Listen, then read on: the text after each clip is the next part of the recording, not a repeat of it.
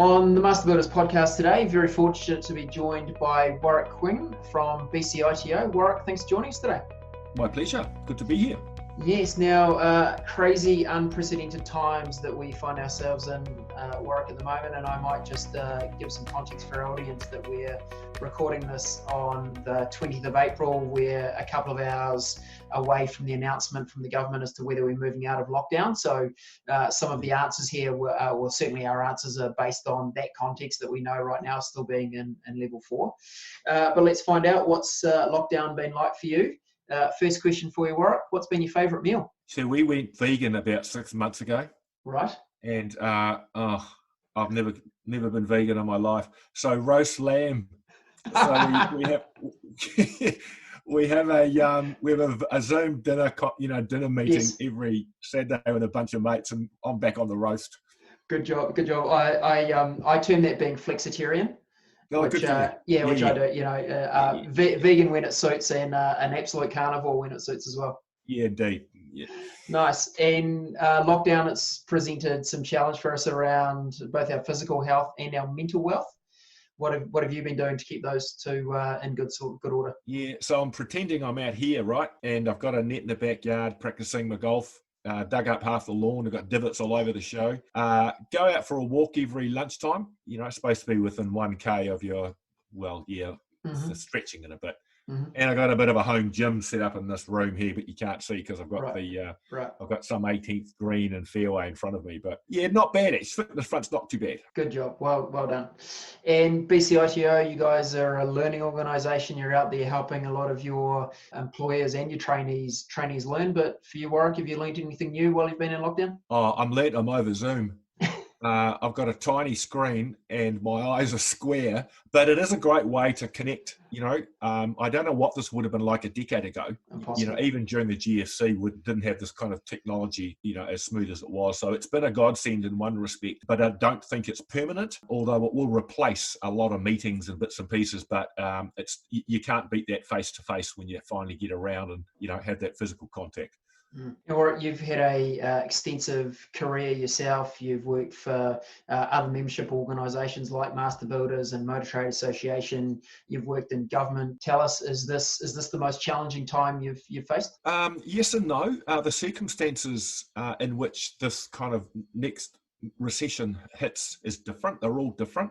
This is about my 5th recessive rodeo, if you like, since 87, 97 with the Asian crisis, 2008 with the GFC, the Christchurch earthquakes, and now this. And whilst the circumstances are always different, the property market always reacts pretty much the same. And so I think we can predict with some certainty what we think people's behaviours will be. And based on that, we can do stuff to respond to that. And what I hope we don't do is do what we've always done and basically done nothing and left the market to fend for itself. And I'm particularly interested, in the training space in that regard, because if we leave it, it's very brutal. We lay off trainees and apprentices because there simply isn't the work. And then they're the first to go and they're always the last to come back because firms need that confidence in the forward work in order to invest in training again. That takes another year, 18 months, once a recovery happens. And then, of course, we're all screaming for them because we haven't had them. So we need to keep that capability in the system somehow so that we don't end up in that same position in 18 months or whatever the time frame is. So we need to bridge this gap because we won't have things like immigration to fall back on, which we've done in the past because our borders are likely to be locked down for some time. So that's, I think, is kind of how it will need to be looked at over the next little while. And Warwick, let me play devil's advocate for a moment. I'm out there, I'm a construction company owner. I've maybe had some jobs deferred. I've got less work than I was anticipating. I have got the apprentice working for me at the moment and I'm going, shouldn't let him or her go. What guidance would you give me as a construction company owner at the moment? Yeah, so firms have to do the right thing for their firm, right? The survival of their firm is number one. No firm, no apprentice anyway. So I think, as 80%, we've got 13,000 plus apprentices in our system at the moment that BCITO has, 80% of those are in residential. So it's the residential market that is going to affect apprenticeships by a long way. And that's the market that's likely to be most affected because it's relying on the confidence of, the homeowner to invest. Either it's off plans or it's getting a mortgage or whatever it is. And we know that that will be weak over the next 12 to 18 months. All of the economists are saying it, but there's some disagreement on when the recovery will be. So it's likely to be affected. And we are likely to see apprenticeships laid off. That's just the nature of what it is. So I think we have to say, well, okay, we've got to swallow that pill. Firms need to shrink in order to respond to whatever's in front of them. But rather than lose the apprentice to the ether, we need to keep a connection with them. And what we're promoting is that rather than lay the apprentice off, do something like give them a year's leave without pay. And what we're wanting government to do is say, well, look, rather than let you go on the dole, we want to be able to work with you to allow you to do some on-job learning if there's enough work, or some off-job learning through the NZIST or some other mechanism, and maybe a mix of both, or supplement that with ongoing support from, say, the ITO, even digital learning. So these people are likely to become MSD clients anyway. So if we're able to support them so that they continue to learn during that environment, either with some further support, it might be financial, it might be something else, they don't become NEETs, not in education, employment or training. They keep that relationship with their firm, even though they're not working for them yet, so that when that firm recovers, they can get them back. Because from a training perspective, we know as soon as an apprentice changes firms, their chances of completing that qualification drop by 50%. And so it continues to drop. And if you think about it, education and learning needs a stable, strong environment in order for that to happen well. Imagine trying to do NCA level 3 when you're going to 4 different schools in 1 year. Yeah, impossible. Really difficult. So that relationship is absolutely critical to completing that apprenticeship. And so what we're saying is, don't lose these people. Don't waste the learning they've got to date. Somehow keep them in the wider construction ecosystem so we can get them back when we need them, and we're not so far behind the 8 ball like we are every other recession when we leave it over to the market to figure it out. Because the market's not there to figure out apprentices, it's there to survive as a firm. So we're promoting bringing forward some of the things that the Vocational Review of Education was all due, and fast tracking those and looking at this quite differently. I think it's the COVID-19 situations forcing many organisations to rethink their business models, to pivot. And I guess what you've outlined there is that we've got really 4 different entities involved in this. We've got BCITO as the training organisation. We've got the government as a provider and a setter of policy. We've got the employer, and we've got the trainee, the apprentice. And every one of those 4 elements needs to think a bit differently. So it might be that the employer, the business, the construction company owner, needs to think about not just about whether they can sustain the person right now, but what their business might look like in 12, 24 months' time, and what resource would they have.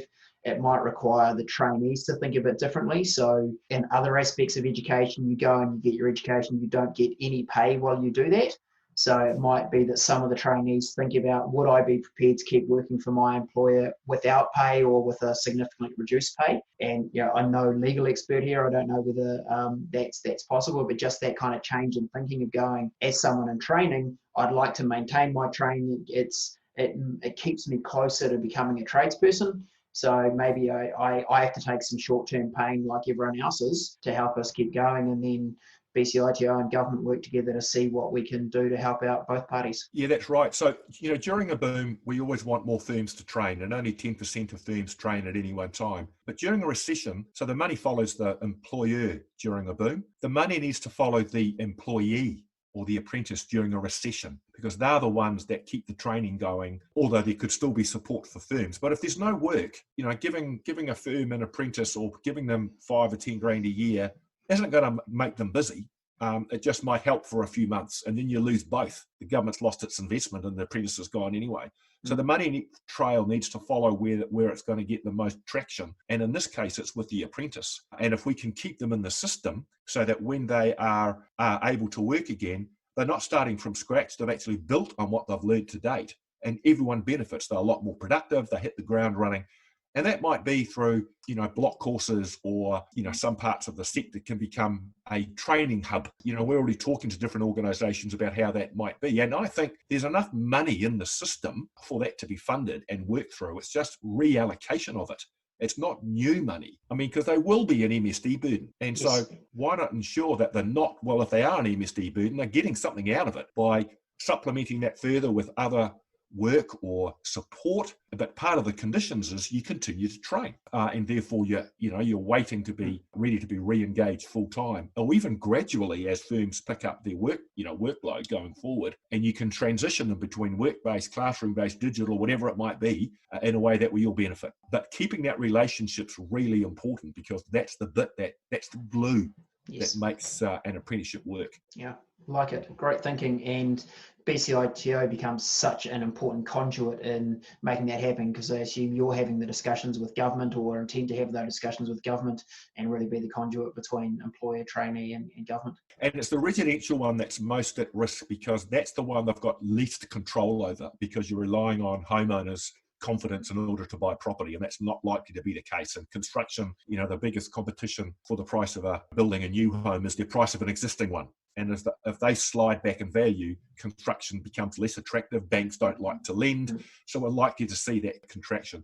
There's a lot of talk about investing in infrastructure. Anything that we can do to invest in construction to keep that pipeline of work's a great idea. But there aren't many roofers and tilers and plasterers and painting people in brick and block layers in infrastructure. It's good for employment. So if you're picking apples one day, you might be able to upskill quickly so you can shovel the next day, but it's unlikely to really have a big impact on that level 4 complicated training. Commercially, government can do a little bit there, because they can build hospitals and schools and, prisons and that sort of stuff, which is vertical construction. That helps. But they're only 20-30% of the market. The rest is private. The malls, the shopping centres, the warehouses, the office blocks, the hotels, they're all private sector, and they're likely to suffer as well. So it really is that residential market that's important when it comes to getting that skill level up around the apprenticeship that we deal with. Spot on. And Warwick, post-lockdown, and this podcast might be going to air, and we've actually moved out from level 4 to level 3, and hopefully rapidly down to level 2 and level 1. How do you see BCITO being able to support its both employers and trainees, apprentices during those various levels? Yeah, I think the announcement today probably won't make a huge amount of difference on the psyche of individuals when it comes to the homeowner.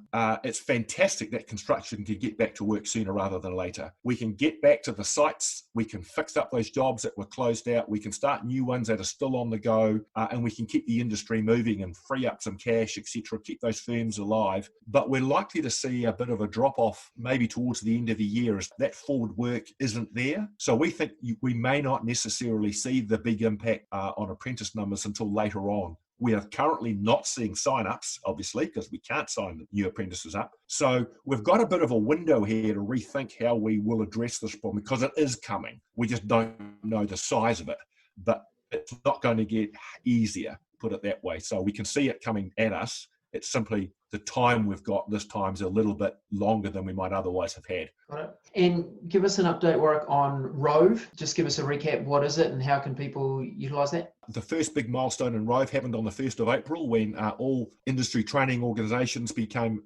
transitional industry training organisations, which sets us up to be pulled apart. The New Zealand Institute of Skills and Technology was formally stood up, so they are up and running. All of the polytechs became subsidiary companies of the NZIST on the 1st, and work is being done behind the scenes slowly on how to establish a construction and infrastructure workforce development council. So from the BCITO's perspective, there's about 4 ITOs need to be pulled apart and then re-put back together again in part to form this construction and infrastructure WDC. That's kind of more into less, but it's the delivery side that really interests me, because that's where the deal's done on the ground. That's where the relationship is cast. Keeping that going is really important, and that's why this discussion we've had will help facilitate that again. Even more. But if we're in a position where we move apprentices seamlessly between classroom, work-based, part-time, full-time, whatever it is, because we're part of that wider ecosystem of learning, is great. So we think that should be fast-tracked and put all the barriers aside that we currently have in that regard. So to me, the focus ought to go on the delivery side, not the setting up of the WDC. Whilst that's got to continue and shouldn't be slowed down, we've got to turn the burner up on the other side of the ledger. Got it. And so from a employer and a trainee perspective, it's like, keep doing what you're doing right now if you're in a position to do that. BCITO remains your front door into everything that you're doing. There's going to be a whole lot of work that happens behind the stage, back of stage to get things going. But at the moment, customer facing, if you like, keep doing what you're doing and you'll notify the members when changes required.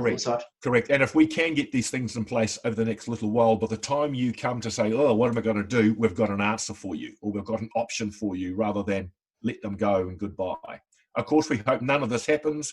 We hope the 4 weeks is simply a blip and we carry on. But I think that'll be pretty wishful thinking when it comes to the confidence of homeowners to go out and buy property. Yeah, I think you're right. But equally, not all opportunity is going to disappear. And every market reset we've seen throughout history, there's always some organisations that thrive and do very well on the post side of that, because they are willing to pivot, they are willing to do things differently, they are willing to challenge how they've done things previously. So there no doubt will be, yes, some of your members that have a very challenging time, but also some that can take this as a way to succeed going forward. No, that's right. And if you look at the boom-bust cycle of construction, I've been in property 40 years and it's like a yo-yo. We're incredibly resilient as a sector, really. You Absolutely. Wonder how you get on, but we are and you're dead right there. Something different will come out of this. But if you go back and look at those kind of boom-bust cycles, every bounce is higher than the bust. So when we do bounce, it'll be sharp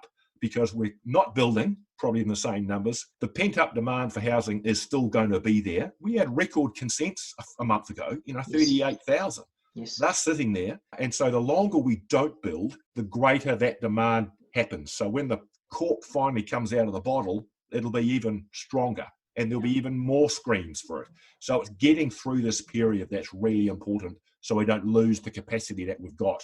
And even then it's struggling. So it'll be worse if we don't do something different. It felt like we got close to catching up the pent-up demand we've had from the previous property cycle, and obviously we were seeing consents rise and we were getting some improvement, but didn't feel like we'd caught up yet. So no, we were still in backlog.